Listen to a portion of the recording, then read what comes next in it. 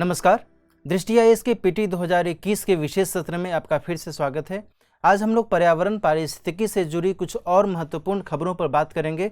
सबसे पहले समझेंगे कि जो आज का सत्र है इसमें हम क्या कुछ महत्वपूर्ण विषय पर डिस्कस करेंगे। तो पिछले एक साल में जो भी महत्वपूर्ण प्रजातियां चर्चा में रही हैं, किस वजह से वो चर्चा में रही हैं, इस संदर्भ में आज का विशेष सत्र रहेगा और कुछ अन्य महत्वपूर्ण बातों पर भी हम चर्चा करेंगे। तो चलिए आज के सत्र की शुरुआत करते हैं स्पीसीज इन न्यूज के साथ।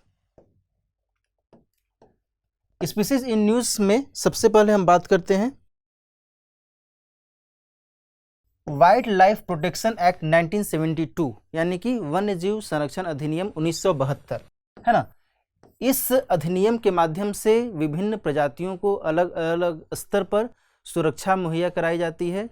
इसमें क्या कुछ बातें कही गई हैं इस पर हम विस्तार से चर्चा करेंगे, लेकिन इस पर आगे बढ़ने से पहले मैं आपको दो अनुच्छेदों के बारे में बताना चाहूँगा। भारतीय संविधान में अनुच्छेद 48A और अनुच्छेद 51A जी, इनमें कुछ महत्वपूर्ण विषयों की चर्चा की गई है जो कि वन्य जीवों से ही जुड़ी हुई है, तो इसलिए इसके बारे में आपको जानना चाहिए। पहला जो है अनुच्छेद 48A, इसको 42वें संविधान संशोधन 1976 के द्वारा भारतीय संविधान में शामिल किया गया था।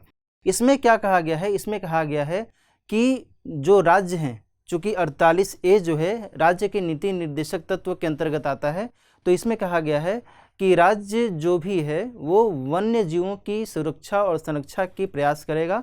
तो यहाँ पर वन्य जीवों के बारे में जानकारी मिलती है ना। दूसरा जो अनुच्छेद है ये 51A जी, इसका जो उल्लेख है ये हमारे फंडामेंटल ड्यूटीज़ में है ना, मौलिक कर्तव्य में इसके बारे में बताया गया है। इसके अंतर्गत ये कहा गया है कि जो भी नागरिक हैं वो किस चीज़ पर फोकस करेंगे, वो वन, झील, नदी और वन्य जीव है ना, इनकी सुरक्षा और संरक्षा की बात करेंगे, पर फोकस करेंगे।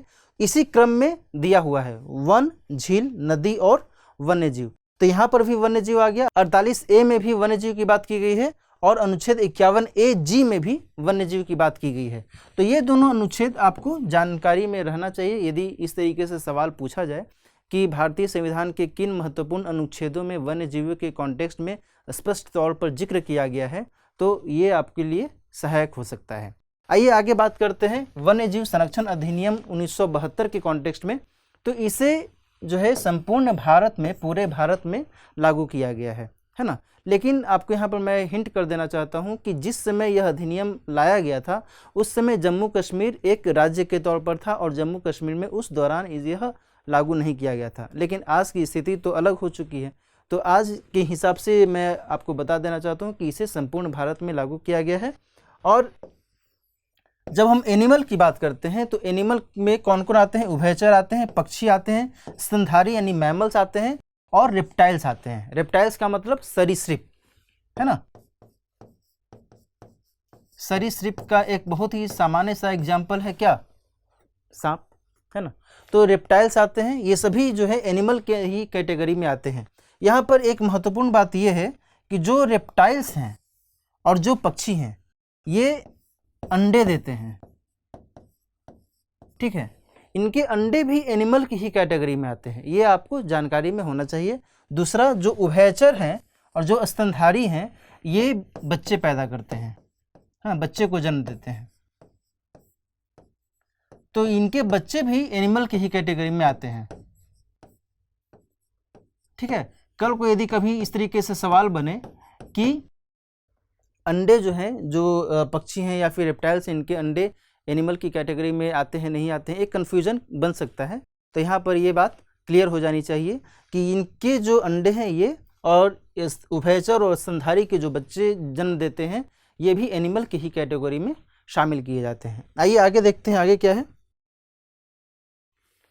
आगे इस अधिनियम में कुछ और महत्वपूर्ण विषयों की चर्चा की गई है। इसमें यहाँ पर एनिमल आर्टिकल की बात है। एनिमल आर्टिकल का मतलब जानवरों के खाल से, जानवरों के शरीर के किसी भाग से या पूरे शरीर से जिस वस्तु का निर्माण किया जाता है वह इसकी कैटेगरी में एनिमल आर्टिकल के रूप में आता है। उदाहरण के तौर पर मैं आपको बता दूं कि जैसे हाथी दांत है ना, हाथी दांत का इस्तेमाल विभिन्न प्रकार की वस्तुओं को बनाने में किया जाता है, लोग इसका इस्तेमाल करते हैं। इसी तरीके से गैंडे का जो सींग होता है उसका इस्तेमाल किया जाता है। किसी जानवर का खाल का इस्तेमाल किया जाता है, वो कोई इसका उपयोग सजावट के तौर पर करता है। तो ये सब क्या है, ये सब एनिमल आर्टिकल के तौर पर ही जाने जाते हैं। लेकिन यहाँ पर एक थोड़ा सा अंतर ये है कि एक ट्रॉफी नाम से भी एक टर्म इसमें यूज किया गया है। वो क्या है कि किसी बंदी मतलब कैप्टिव एनिमल। कैप्टिव एनिमल का मतलब क्या हुआ कि जिसको बंद पिंजरे में रखा जाता है। जैसे कि सर्कस में कोई जानवर रखा जाता है, ये वहाँ इसका इस्तेमाल किया जाता है, या फिर चिड़ियाघर में किसी जानवर को रखा जाता है, तो उसे हम कैप्टिव एनिमल के तौर पर जानते हैं।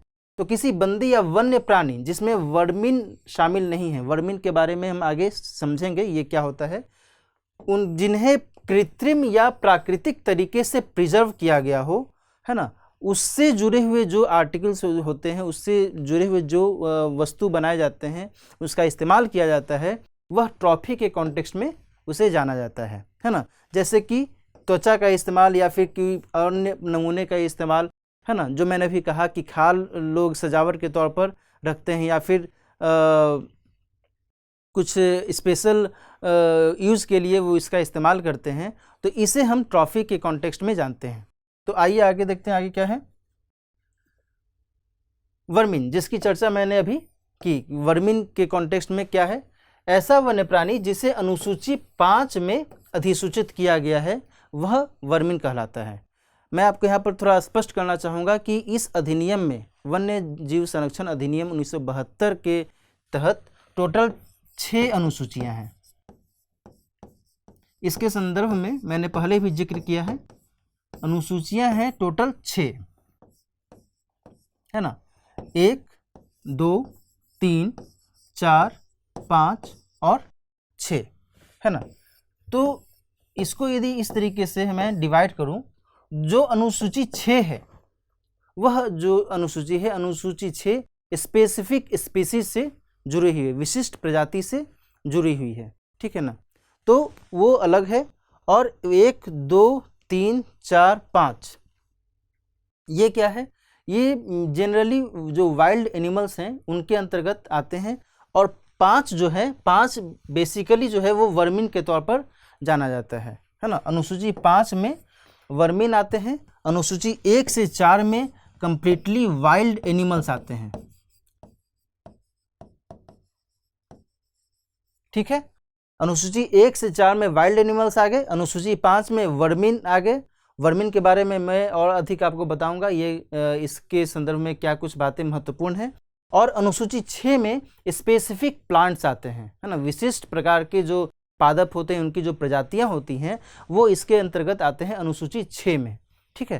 तो आगे देखते हैं, जो मैंने यहाँ पर लिखा भी है कि वाइल्ड एनिमल के अंतर्गत अनुसूची 1 से 4 में इनको शामिल किया जाता है, ठीक है। आइए आगे देखते हैं। अब अनुसूची 1 की यदि बात की जाए, चूंकि 6 अनुसूचियां हैं, 6 अनुसूची में से अनुसूची 1 की यदि बात की जाए तो इसमें इंडेंजर्ड स्पीसीज को शामिल किया जाता है, यानी कि संकटापन्न प्रजाति जो होती है उन्हें इसमें शामिल किया जाता है। इनमें हाई डिग्री प्रोटेक्शन की बात कही गई है। इस अनुसूची के तहत उन जानवरों को, उन जीव जंतुओं को हाई डिग्री प्रोटेक्शन, बहुत अधिक प्रोटेक्शन दिया जाता है, संरक्षण दिया जाता है। इसके अलावा इसमें जो अनुसूची है, इस अनुसूची में सजा का प्रावधान भी किया गया है ना। किसी भी इस अधिनियम से जुड़े हुए किसी भी प्रकार की यदि गलती होती है तो उसमें सजा का प्रावधान इसमें किया गया है। किसमें? अनुसूची 1 में।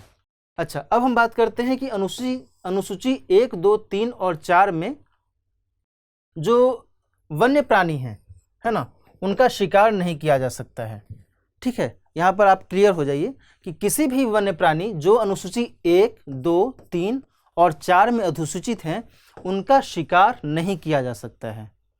बात समझ में आ रही है? अनुसूची 5 की जो मैंने बात की है वो अलग है, उसका जिक्र हम करेंगे। अनुसूची 1 से 4 तक जो वन्य प्राणी हैं, वाइल्ड एनिमल्स हैं, उनके शिकार की बात नहीं की गई है। हालांकि अब एक और महत्वपूर्ण बात यह है कि चीफ वाइल्ड लाइफ वार्डन जो होते हैं उनके निर्देश पर, उनकी अनुमति से अनुसूची 1 के तहत जो जीव जंतु आते हैं उनका शिकार किया जा सकता है विशेष परिस्थिति में। बात समझ में आ रही है कि अनुसूची 1 से 4 तक जो जानवर हैं, जो वन्य प्राणी हैं, उनके शिकार की बात नहीं है सामान्य तौर पर, लेकिन अनुसूची 1 के तहत जो वन्य जीव आते हैं उनका शिकार किया जा सकता है। किसकी अनुमति से? तो केवल और केवल चीफ वाइल्ड लाइफ वार्डन की अनुमति से, जो कि केंद्र सरकार के द्वारा नियुक्त एक पदाधिकारी होता है। लेकिन इसके लिए भी शर्तें हैं, कुछ विशेष परिस्थितियां हैं। कौन सी परिस्थितियां हैं उसके संदर्भ में मैं आपको बता दूं। पहला तो यह है कि मानव के लिए खतरा वो पैदा करते हों, ठीक है। दूसरा यह है कि अपंगता की स्थिति उनके साथ हो गई हो, यानी कि उनका शरीर किसी स्थिति में किसी कारण से अपंग हो गया हो, लाचार हो गया हो। तीसरा जो है वो है कि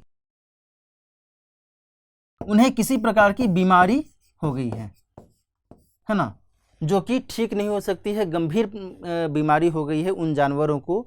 तो इन 3 कंडीशन में ही क्या अनुमति दी गई है? उस जानवर को मारने की अनुमति दी गई है। किसकी अनुमति से? तो चीफ वाइल्ड लाइफ वार्डन की अनुमति से। किस शेड्यूल में शामिल जानवरों को? तो अनुसूची 1 में, ठीक है ना। तो मैंने यहाँ पर आपको 2-3 बार रिवाइज करवा दिया है, ये आपको जानकारी में होना चाहिए। कई बार परीक्षा में इस तरीके से भी प्रश्न आ जाते हैं कि इसमें क्या क्या शर्तें हैं, क्या शर्त नहीं है, उस दौरान आप में कन्फ्यूजन बन सकता है ना।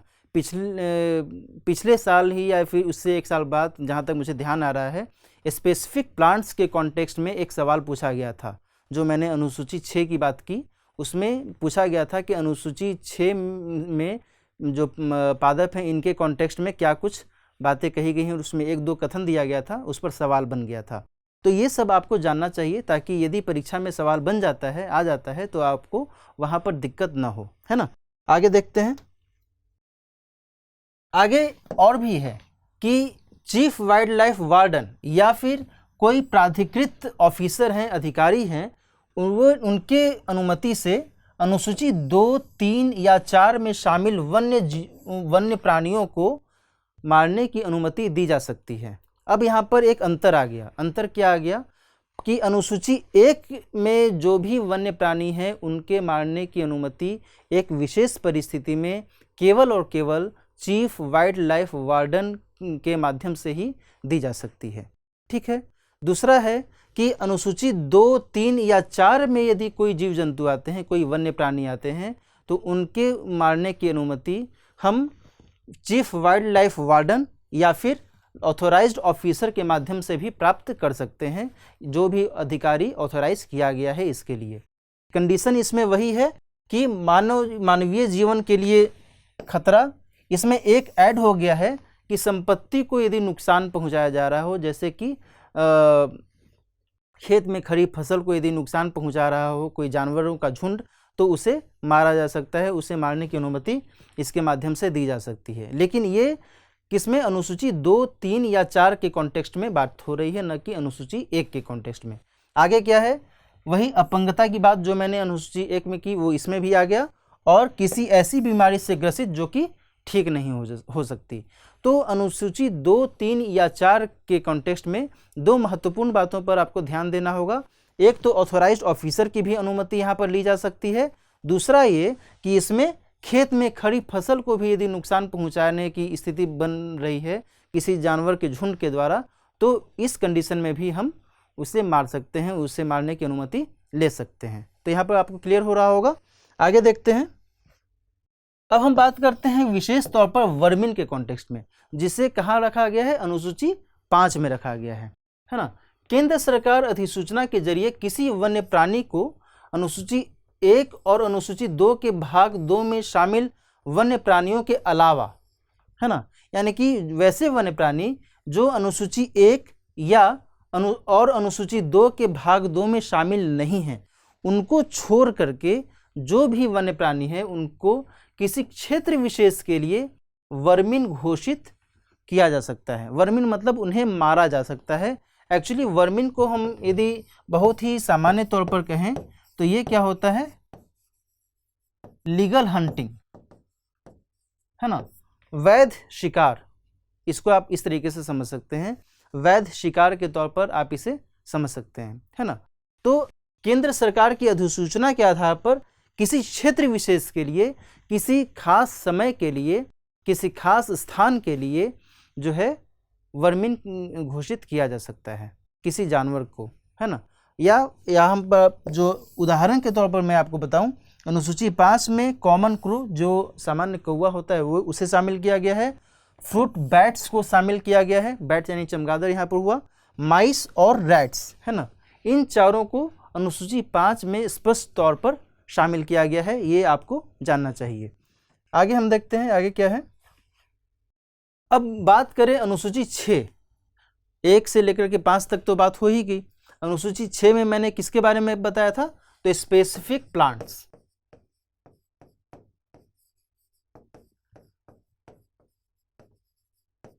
ठीक है, इनके कल्टीवेशन की अनुमति नहीं है, ठीक है, जब तक कि चीफ वाइल्ड लाइफ वार्डन या जो भी ऑथोराइज्ड पर्सन है राज्य सरकार का उसके द्वारा अनुमति नहीं दी गई है, उसके द्वारा यदि लाइसेंस नहीं दिया गया है इनके कल्टीवेशन का यानी इनकी खेती का, तो इनकी खेती नहीं की जा सकती है, ठीक है। अनुसूची 6 में ये कुछ पादप हैं जिनमें कूथ, लेडीज स्लीपर, ऑर्किड, है ना, पीचर प्लांट, पीचर प्लांट आप शायद जानते होंगे, इसे हम हिंदी में कहते हैं घटपर्णी,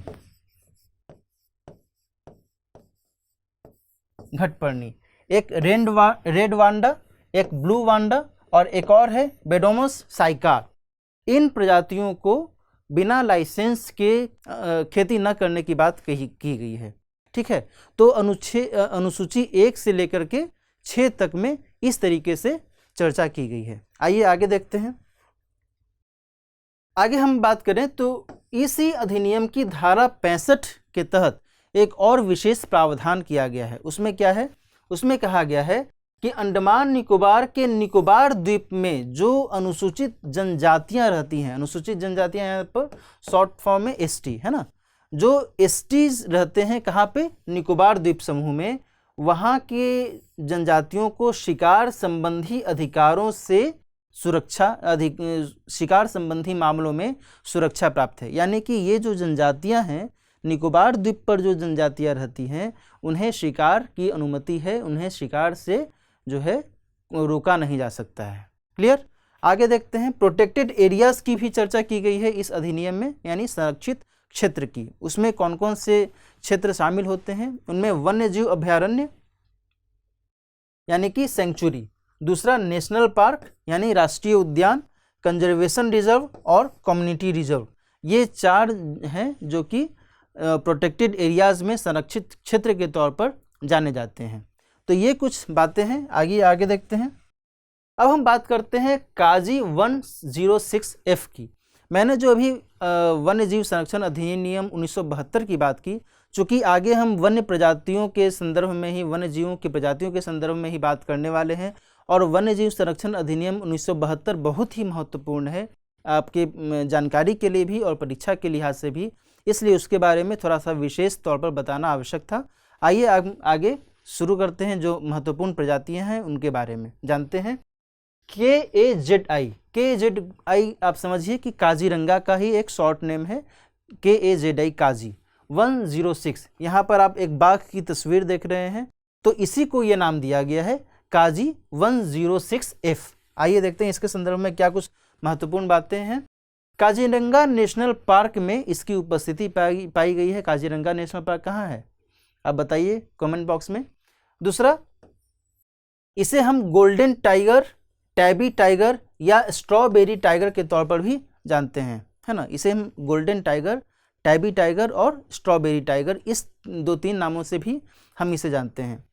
रिसेसिव जीन के कारण जो है इसका शरीर का सामान्य टाइगर में क्या होता है, सामान्य जो टाइगर होता है उसमें उसके शरीर पर कैसी धारी होती है, ब्लैक धारी होती है ना, लेकिन इसमें वो नहीं है, काली के बजाय हल्की सुनहरी या लालिमा लिए धारियां हैं। ठीक है, तो इस हिसाब से इसे एक विशेष तौर पर आप समझ सकते हैं। आइए आगे देखते हैं, आगे क्या है। आगे गोल्डन बर्ड विंग की बात की गई है। गोल्डन बर्ड विंग एक तितली की प्रजाति है। ये तितली का एक की तस्वीर भी लगाई गई है। तो यह क्या है, तितली की एक प्रजाति है गोल्डन बर्ड विंग। इसके संदर्भ में जानते हैं ये क्या है। इसकी उपस्थिति उत्तराखंड में देखी गई है ना। भारत की सबसे बड़ी तितली है ये, है ना, इस कारण से ये चर्चा में है। भारत की सबसे बड़ी तितली है। इसका जो फीमेल स्पीसीज का जो विंग का ये आकार होता है, उनके पंख का आकार वो बड़ा होता है उनके मेल स्पीसीज से, है ना। जहाँ फीमेल का आकार 194 मिलीमीटर होता है उनके पंखों का आकार, वहीं जो मेल स्पीसीज होती है उनका आकार 106 मिलीमीटर का ही होता है। तो इसमें विशेष तौर पर नहीं जानना कि पंखों का आकार कितना बड़ा या छोटा होता है, बस केवल जानकारी के लिए है। विशेष जानकारी आपको यही लेनी है कि ये भारत की सबसे बड़ी तितली के तौर पर खोजी गई है। इससे इस कारण से यह चर्चा में है। कौन? गोल्डन बर्ड विंग, है ना। आगे देखते हैं। अब कुछ और तितलियां भी पाई जाती हैं भारत में, वो भी चर्चित रही हैं, उनके बारे में भी जान लेना चाहिए। उनमें शामिल हैं common wind mill, great wind mill और कॉमन पिकॉक। ठीक है, तितलियों को प्रमुख रूप से पॉलिनेटर यानी कि परागकण का एक जगह से दूसरे जगह लाने ले जाने के तौर पर भी इन्हें जाना जाता है। ये जो प्रजातियां हैं इनके बारे में आपको जानना चाहिए। यहाँ पर सीधे आप समझ सकते हैं विंड मिल, विंड मिल से आप याद रख सकते हैं कि अच्छा ये तितली की ही प्रजाति है। और एक दूसरा है कॉमन पीकॉक, है ना, ये सभी तितली की ही प्रजातियां हैं। आगे देखते हैं। एक और है इंडिया फर्स्ट पॉलिनेटर पार्क की स्थापना की गई है। ये तितलियों के ही कॉन्टेक्स्ट में बात हो रही है। इसकी स्थापना उत्तराखंड के ही हल्द्वानी में की गई है ना। अब आगे एक और महत्वपूर्ण खबर है, भारत का पहला लाइकेन पार्क, ठीक है, ये मुंशियारी में बनाया गया है। ठीक है, मुंशियारी, ठीक है, ये कहाँ है? ये भी उत्तराखंड में ही है। ये भी बहुत चर्चा में रहा है। एक्चुअली ये जो लाइकेन पार्क है ये अपने आप में बहुत ही विशिष्ट है और लाइकेन को एक इंडिकेटर स्पीसीज के तौर पर जाना जाता है। किस रूप में?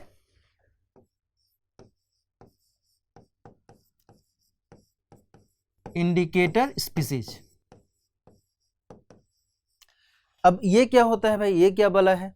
इसके बारे में मैं आपको बहुत ही मोटे तौर पर बता देना चाहता हूँ कि जलवायु में परिवर्तन की कोई भी ऐसी स्थिति होती है, मान लिया जाए कि तापमान में बढ़ोतरी हो रही है या फिर जो ऑक्सीजन की मात्रा है, ऑक्सीजन जो घुला हुआ है वायुमंडल में उसमें कमी हो रही है या फिर प्रदूषण की कोई और ऐसी स्थिति दिख रही है, तो ऐसे में इंडिकेटर स्पीसीज पर उसका प्रभाव पड़ता है और इससे पता चलता है कि जो जलवायु है उसमें परिवर्तन तेजी से हो रहा है या फिर क्या ऐसी स्थिति है ना।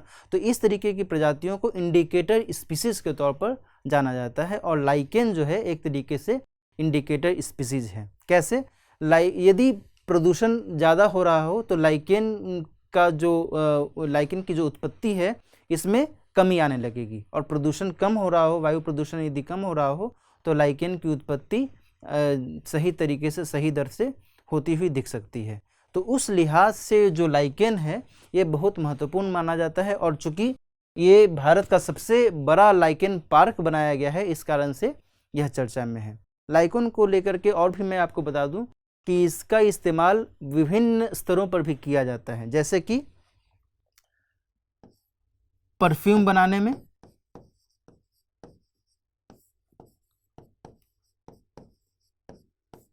खाद्य सामग्री के तौर पर,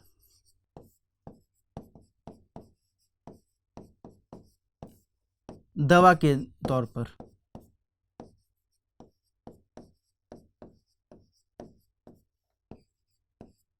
बात समझ में आ रही है ना? तो लाइकेन का इस्तेमाल परफ्यूम बनाने में, यानी परफ्यूम वगैरह के निर्माण में भी इसका इस्तेमाल किया जाता है। खाद्य सामग्री में एक ये हैदराबाद बिरयानी में एक लाइकेन के ही एक प्रकार झूला घास का इस्तेमाल किया जाता है। केवल जानकारी के लिए, ये आवश्यक नहीं कि परीक्षा में पूछा ही जाए। तो खाद्य सामग्री में भी इसका इस्तेमाल होता है। दवा के तौर पर भी इसका इस्तेमाल किया जाता है। एंटीबायोटिक बनाने में लाइकेन का इस्तेमाल किया जा सकता है। तो इस लिहाज से आप समझ सकते हैं कि लाइकेन की हमारी पारिस्थितिकी तंत्र में कितनी बड़ी भूमिका है, और यह जो लाइकेन पार्क है उस हिसाब से बहुत महत्वपूर्ण हो सकता है ना। आगे देखते हैं, आगे क्या है। आगे एक और तितली की प्रजाति की बात हो रही है, एस्पियालिया जेब्रा, है ना। ये भी एक तितली की ही प्रजाति है। इसके संदर्भ में जानते हैं।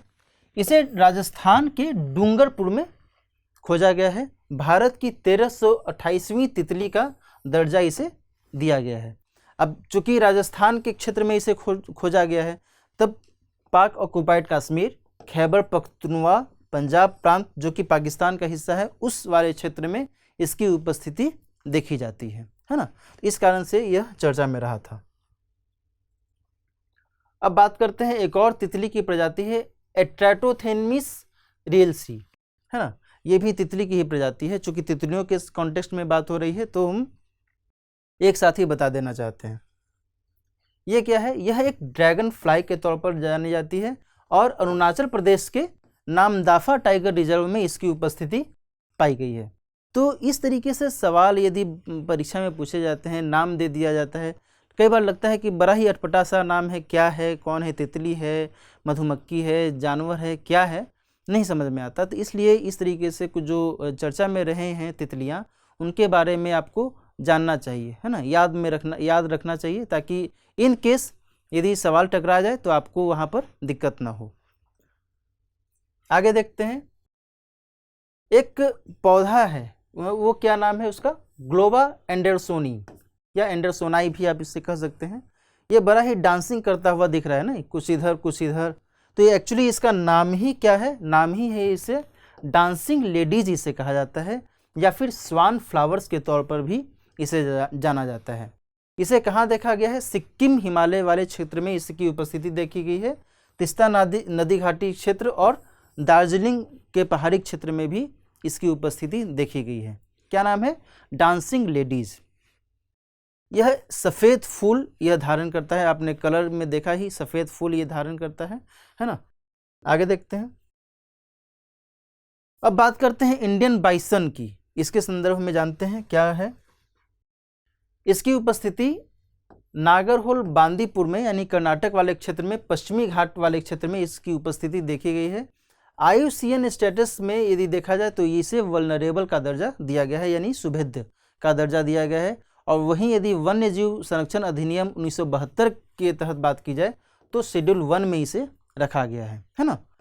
पहली बार पॉपुलेशन एस्टिमेशन के तौर पर नीलगिरी फॉरेस्ट डिवीजन में जो है इसकी गणना की गई, इसकी जनसंख्या के बारे में एक अध्ययन किया गया था। आगे बात करते हैं गोल्डन लंगूर्स के बारे में, ठीक है। ये क्या होता है, ये प्राइमेट होता है। प्राइमेट में एप भी आते हैं,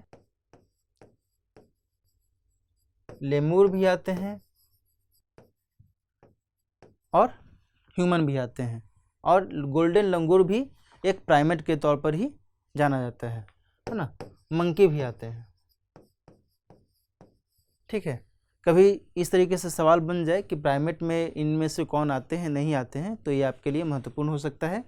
एक्चुअली ये जो गोल्डन लंगूर है ये विलुप्तता के कगार पर आ गया है। ये बहुत ही चिंता की बात है। इसका कारण क्या है, इसका कारण है रिस्ट्रिक्टेड डिस्ट्रीब्यूशन रेंज है इसका। बहुत ही सीमित दायरे में, बहुत ही सीमित क्षेत्र में इसकी उपस्थिति पाई जाती है। ये दरअसल असम के ऊपरी वाले हिस्से में और भूटान के दक्षिणी हिस्से में ही इसकी उपस्थिति पाई जाती है। IUCN के तहत इसे इंडेंजर्ड अभी घोषित किया गया है, और वन्यजीव संरक्षण अधिनियम 1972 के तहत इसे अनुसूची 1 में रखा गया है। जो मैं अभी बता भी रहा था कि दक्षिण भूटान और पश्चिमी असम के जंगलों में ही इसकी उपस्थिति देखी जाती है। किसकी, गोल्डन लंगूर की। ये 3 से 15 के समूह में, एक ग्रुप में ये पाए जाते हैं, और इनका जो डोमिनेंट मेल है वही पूरे ग्रुप को लीड करता है ना। ये इनकी एक खास विशेषता है। ये मैप के थ्रू मैं आपको बताने की कोशिश कर रहा हूँ। ये मानस नदी है, ये ब्रह्मपुत्र नदी है, और ये संकोश नदी है। ठीक है, ये भूटान का एक एरिया है और ये असम का एरिया है। तो इस वाले क्षेत्र में ही इनकी उपस्थिति, इन 3 नदियों के बीच में ही इनकी उपस्थिति पाई जाती है। किनकी? गोल्डन लंगूर की। अब हम बात करते हैं हिमालयन ब्राउन बियर के कॉन्टेक्स्ट में। इनका आवास पश्चिमी हिमालय में, हिमाचल प्रदेश, उत्तराखंड, जम्मू कश्मीर में देखा जाता है, और हिमाचल प्रदेश के ग्रेट हिमालयन नेशनल पार्क में इनकी उपस्थिति पाई जाती है, हिमालयन ब्राउन बियर की। ये कार्निवोरस होते हैं, यानी कि मांसाहारी होते हैं, और इन्हें वन्यजीव संरक्षण अधिनियम 1972 की अनुसूची 1 में शामिल किया गया है। जियोलॉजिकल सर्वे ऑफ इंडिया, यानी कि जो प्राणी विज्ञान संस्थान है हमारे भारत का, उसके अनुसार साल 2050 तक 73% आवास जो है इनका वो खत्म हो सकता है ना। ये जो है सर्दियों के मौसम में हाइबरनेट कर जाते हैं, यानी कि इसका मतलब क्या हुआ कि सर्दी के मौसम में ये अपनी गुफा में ही रहते हैं और वहाँ गुफा से बाहर नहीं निकलते हैं। उसके बाद जब सर्दी का मौसम जब समाप्त होता है, जब ठंड कम होने लगता है, तब ये फिर से बाहर अपनी गतिविधि करने लगते हैं। इनका स्थानीय नाम क्या है? इनका स्थानीय नाम लाल भालू है ना। और जब मैंने चूँकि ग्रेटर हिमालयन नेशनल पार्क की चर्चा की, वहाँ पर इनकी उपस्थिति पाई गई है। तो ये जो है ग्रेटर हिमालयन नेशनल पार्क, इसे 2014 में वर्ल्ड हेरिटेज लिस्ट में शामिल किया गया था, ये आपको जानना चाहिए। आगे बात करते हैं एशियाटिक वाइल्ड डॉग की। ये क्या है, ये क्यों चर्चा में है? तो ढोल है ना, ढोल को एशियाटिक वाइल्ड डॉग के तौर पर भी जानते हैं। ढोल बहुत ही प्रचलित नाम है हमारे देश में, और एशियाटिक वाइल्ड डॉग को ही ढोल कहा जाता है। और जो अनुसूची 2 है वन्यजीव संरक्षण अधिनियम का, उसके पार्ट 1 में इसे शामिल किया गया है। ठीक है, और सबसे अधिक संख्या जो है इनकी भारत में ही पाई जाती है। इनकी उपस्थिति यदि देखी जाए तो पश्चिमी घाट, मध्य भारत और उत्तर पूर्वी भारत में इनकी उपस्थिति पाई जाती है। मैं यहाँ पर फिर से एक छोटा सा मैप बनाकर आपको बताने की कोशिश करूँ तो पश्चिमी भारत, मध्य भारत और नॉर्थ ईस्टर्न का जो रेंज है ना, ये थोड़ा सा मैं इसको और नुकीला कर दूँ ना, नहीं तो फिर आपको लगेगा कि ये क्या बना दिया। तो पश्चिमी घाट वाले क्षेत्र में, सेंट्रल इंडिया में और नॉर्थ ईस्ट वाले क्षेत्र में इनकी उपस्थिति पाई जाती है। नीलगिरी बायोस्फीयर रिजर्व का ये हिस्सा है ना, जिस पार्टिकुलर रेंज में ये पाई जाती है उसको नीलगिरी बायोस्फीयर रिजर्व का हिस्सा है। मेन जो सेंचुरी है वो है वायनाड वाइल्ड लाइफ सेंचुरी, वहाँ पर केरल में इनकी लगभग 50 की संख्या पाई जाती है। क्लियर? अब हम बात करते हैं ब्लू फिन्ड महशीर की। तस्वीर से ही आपको पता चल रहा होगा, मछली की एक प्रजाति है, महशीर नाम है इसका। IUCN की इंडेंजर्ड लिस्ट से लिस्ट कंसर्न की सूची में इसे शामिल किया गया है, इस कारण से यह चर्चा में है। चूँकि एक लिस्ट से दूसरी लिस्ट में कन्वर्ट किया गया है ना, बदला गया है, उस कारण से यह महत्वपूर्ण हो जाती है मछली। टाटा पावर ग्रुप ने लंबे समय से इसके संरक्षण के लिए प्रयास किए हैं। ठीक है, ब्लू फिन्ड महसीर के लिए। ठीक है, यह जो है यह भी एक इंडिकेटर स्पीशीज ही है, जो मैंने लाइकेन के कॉन्टेक्स्ट में कहा था, उसी तरीके से जो ब्लू फिन्ड महसीर है यह भी एक इंडिकेटर स्पीशीज के तौर पर ही कार्य करती है। यदि जल में रहती है, जल प्रदूषण यदि ज़्यादा हुआ तो इसकी संख्या में घटोतरी होने लगेगी, पता चल जाएगा कि हाँ भाई जल प्रदूषण बहुत अधिक बहुत तेज़ी से हो रहा है। आगे बात करते हैं हम्प बैक्ड महसीर, है ना। चूंकि महसीर की बात हो रही है, ब्लू फिन महसीर की चर्चा हमने की, उसी तरीके से हम्प बैक्ड महसीर है, ये टाइगर ऑफ द वाटर भी इसे कहते हैं, है ना। और इसे IUCN में क्रिटिकली इंडेंजर्ड की श्रेणी में रखा गया है। और सबसे बड़ी बात यह है कि इसकी उपस्थिति कावेरी नदी के क्षेत्र में देखी गई है। आगे महसीर की कुछ अन्य महत्वपूर्ण प्रजातियों की चर्चा मैं यहाँ पर आपको कर दूं। गोल्डन महसीर जो है ये हिमालय क्षेत्र में, है ना, हिमालयी नदी झरनों वाले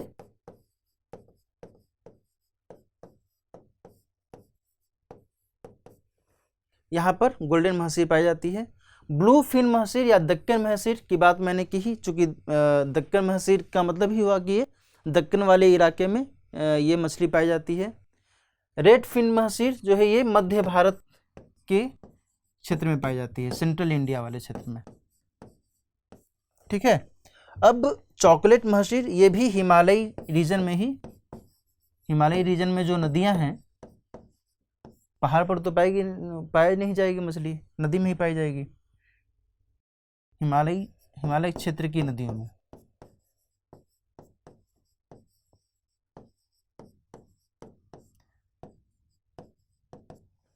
और एक और है हम्पबैक महसीर, जिसके बारे में मैंने बताया, कावेरी नदी, है ना, में इसकी उपस्थिति पाई गई है। इसे तोर रेमा देवी नाम दिया गया है। ये बहुत ही महत्वपूर्ण है। 2018 में एक्चुअली एक के रमा देवी या कुछ और नाम है, रमा देवी नाम से ही एक साइंटिस्ट हैं, एक मछली से संबंधित विशेषज्ञ हैं, वो उन्हीं के नाम पर इसका नाम तोर रमा देवी रखा गया था। अब हम बात करते हैं न्यू स्पीसीज ऑफ स्नेक ईल, है ना, ये देखने में ही लग रहा है सांप की तरह, लेकिन है ये मछली। ये बहुत ही आश्चर्यजनक है, नाम है स्नेक ईल, लेकिन है ये मछली, आकार केवल है स्नेक की तरह, सांप की तरह। यहाँ पर मैंने लिखा भी है, मछली की एक प्रजाति है, मछली का एक प्रकार है। इसकी उपस्थिति बंगाल की खाड़ी में, ओडिशा और पश्चिम बंगाल वाले क्षेत्र में इसकी उपस्थिति पाई जाती है। वैज्ञानिकों द्वारा इसे क्या नाम प्रस्तावित किया गया है? इंडियन फ्रिंज लिप ईल। ठीक है, वैज्ञानिकों ने इसे क्या नाम दिया है? इंडियन फ्रिंज लिप ईल। आगे देखते हैं ब्यूटिया मोनोस्पर्मा। हाँ, एक फ्लावर है, ये क्या है? लाल रंग का दिख रहा है, पलाश नाम है इसका, बहुत ही प्रचलित नाम है ये, पलाश।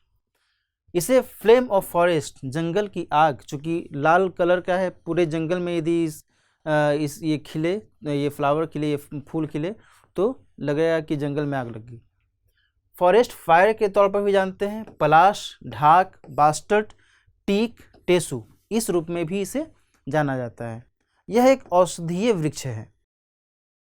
रतौंधी के इलाज में इसका इस्तेमाल होता है ना, नाइट ब्लाइंडनेस को के ट्रीटमेंट में इसका इस्तेमाल किया जाता है। ये क्यों महत्वपूर्ण है? एक्चुअली मणिपुर की मिताई जनजातियों के लोगों की मौत पर, जब जाहिर होता क्या है कि मणिपुर में मिताई जनजाति पाई जाती है, और इस जनजाति में कभी ऐसी स्थिति हुई कि किसी व्यक्ति की मौत हो गई और उसको उसका पता नहीं लग सका कि हाँ कौन किसी परिवार का वो व्यक्ति था नहीं था, तो उसके एवज में, उसके सम्मान में इसकी लकड़ी को ही जला दिया जाता है, इस पेड़ की लकड़ी को ही जला दिया जाता है। तो यह वहाँ उस जनजाति का एक प्रचलन है, तो इसलिए यह बहुत ही महत्वपूर्ण हो जाता है। आगे है धानु गोलवाड सपोटा। ये क्या है? यह एक चीकू है ना। ये क्यों चर्चा में है? दरअसल महाराष्ट्र के पालघर जिले से इसे ब्रिटेन भेजा गया है ना, इसकी एक खेप ब्रिटेन भेजी गई है, इस कारण से यह चर्चा में है। और चूँकि कैल्शियम युक्त मिट्टी होती है गोलवाड गांव में, वहाँ पे यह जो फल है आसानी से उत्पादन इसका किया जा सकता है। तो इस तरह आज की चर्चा यहीं पर समाप्त होती है, और इसी के साथ पर्यावरण पारिस्थितिकी का जो विशेष सत्र चल रहा था, यह सत्र भी समाप्त होता है। उम्मीद है आपको यह सत्र लाभ पहुंचाएगा आपके एग्जामिनेशन के दौरान, और इसी तरीके से आप तैयारी करते रहिए, रिवाइज करते रहिए। आप सबको अनंत शुभकामनाएं। धन्यवाद।